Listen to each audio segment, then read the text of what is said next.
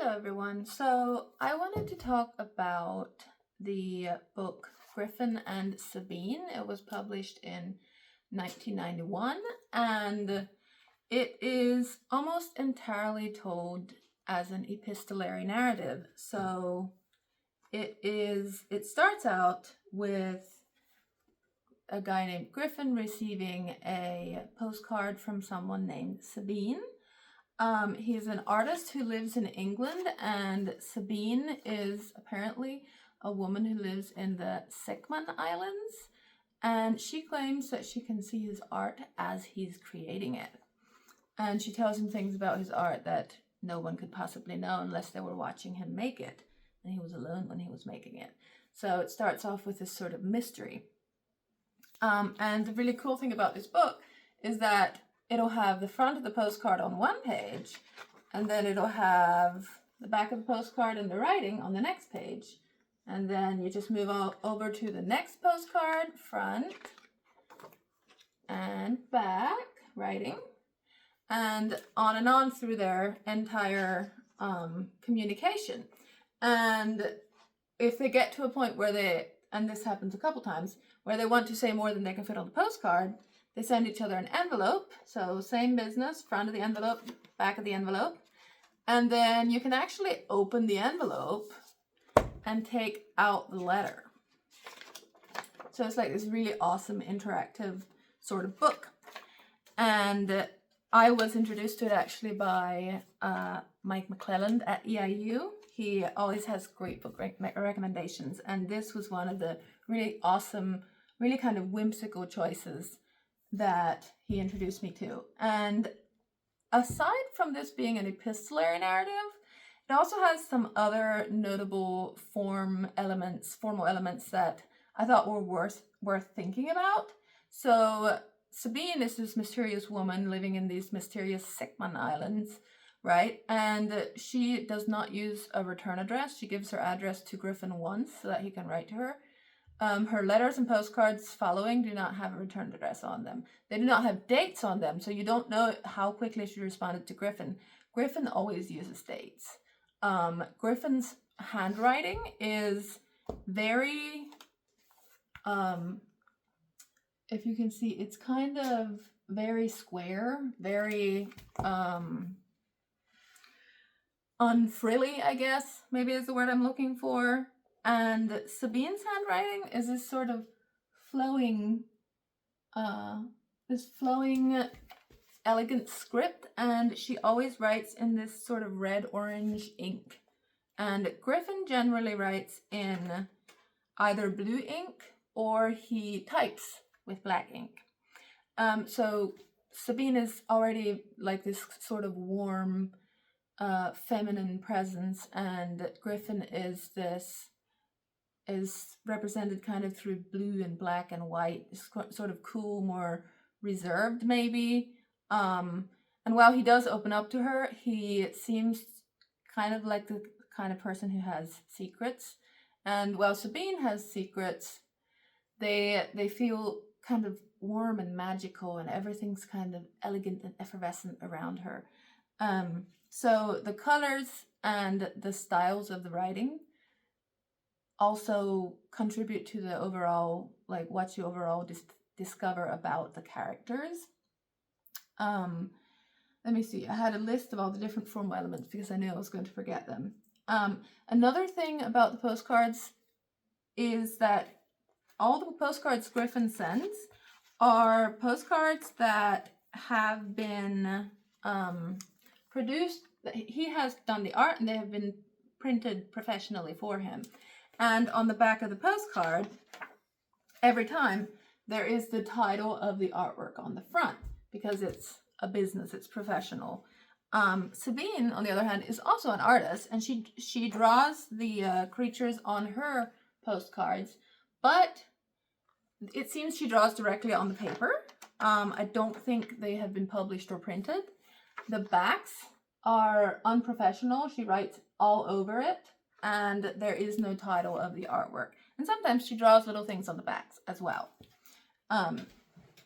So the feel we're getting for Griffin is that he's a bit more rules-based, more professional, and Sabine is this wild and free sort of artistic type, despite the fact they're both artists, and they connect over that. So we get toward the end of the book, and they've been talking for, I think, several months, and Griffin's mental state seems to be deteriorating, and he finally says, "I think that I made you up. I think I'm hallucinating. You can't be real, and I'm not going to talk to you anymore." And that last postcard that Griffin writes is notable because it does not have a stamp on it, and it does not have an address on it, which means he did not send it. Like this. No address, no stamp. However, that's not the end of the book. There's one more postcard. It is from Sabine, despite the fact that she could not have gotten the postcard because it was not sent. There's a postcard from Sabine, and she responds to Griffin. And there's also no stamp and no address, so she also did not send it. And that's the end of the book. She says, "If you will not come to join me, I will come for you." So it ends on a bit of a cliffhanger, but that's not the end. Down in the bottom, suddenly there's another narrator. It says, "These postcards and letters were found pinned to the ceiling of the otherwise empty studio of Griffin Moss.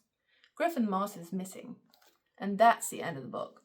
So the entire thing is an epistolary narrative, except at the very end, we realized someone else is involved in this story. Something's going on. We're kind of left on a cliffhanger. There are a few more books in this series, which I have not read, and I actually really want to and find out what happened. But those are just all the different sort of formal elements that go together to make it kind of a mysterious and fascinating story. The ways that form is used to look at the different personalities, and the way that the story kind of ends non-epistolary. It's almost like it's a newspaper commentary or something. We don't know exactly who the narrator is who's suddenly there at the end. Was he watching all along? We have no idea. It's this sort of fascinating little mystery story with an element of the supernatural, because how is Sabine seeing what Griffin draws anyway? She doesn't seem to have an answer to that. She just can't do it. And so that was the book that I chose, and I did scan the entire book, so you'll be able to see every page all the way through. Because of those letters that are inside of their envelopes, you won't be able to read those letters on those pages. I did take photos of the letters and put them in a separate document, so if you really want to read the entire story through, you can flip back and forth and look at the book and also read the letters if you want. But yeah, it's a lot in a short book. Like, you can see it's pretty small. It's not very thick, but a lot happens. And I think we go, let me see what the months are. February to, I think, November. So it's a better part of a year that it covers, and it covers a lot of sort of emotions and ideas. And since it's epistolary, we only know about the characters what they want each other to know about each other. So there's just a lot of depth there that we have no way of knowing. And I found that fascinating. And also just the art is really beautiful. So for my discussion question, I was thinking, what does the addition of the visual elements, like the illustrations, how does that affect the narrative in Griffin and Sabine? How does art affect narratives? You know, it is a form in itself. It is its own formal element, and that's kind of what I want to end on. How does the art affect the story? Does it make it deeper? Is it distracting? There's arguments for both sides. But that's kind of what I want to leave you with. And Honestly, if you haven't read the book, go grab it from Booth Library. That's where I borrowed it from. I don't own it. And they also have 2 other books in that series, so treat yourself with this fun little book.